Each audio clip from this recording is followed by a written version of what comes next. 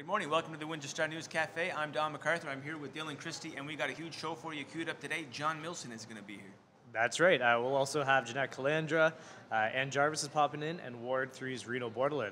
But first, we had him on yesterday. Ross Langell organized and held his Ward 1 debate at the South Windsor Recreation Complex, and it was a great turnout. We have a great picture of him addressing the troops before the actual debate. There were about 100 residents that showed up, including Windsor mayoral candidate and current Ward 1 councillor Drew Dilkins and Windsor Mayor Eddie Francis.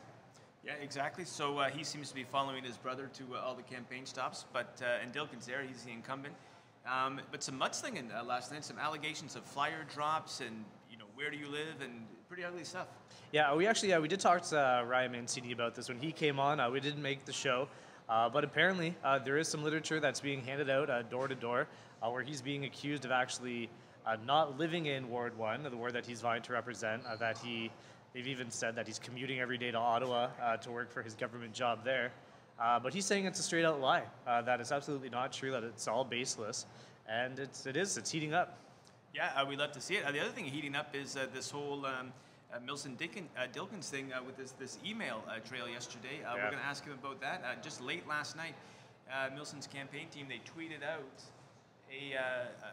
an email exchange between him and Eddie Francis, where Milson really praises Eddie Francis, and then sort of Francis gives him a shot and saying, like, don't take credit for my successes. Yeah, no, it's good on Milson. We were saying that it's surprising that actually Eddie would read emails that were thought to be sending confidence. And when you send an email, you don't expect it to be read to the media. But Milson, he went ahead and he's preaching transparency, and sure enough, he tweeted the entire chain of emails. So check it out. You can see at Vote Milson what the actual emails were. Well, exactly. And speaking of transparency, we're going to ask Ann Jarvis about her column today. This is it's really an interesting one. She hit the trail with Al Magny, of course, who is hitting the library scandal head-on in the face when he goes and talks to the voters in Ward 10. Yeah, so she trailed him on Wednesday, and she was saying that she was surprised that a lot of people, understandably, were against Al when they show up at the door. They bring up the library issues, but then by the end of it, after talking to Al, he is a charmer, that often many of them are shaking his hand as they leave. Okay, and then it's a huge day today just on the campaign trail. Horowitz has a press conference. Dilkins has a press conference. Robin Easterbrook, not among the three front runners, but he's having a press conference here. Not sure what it's about.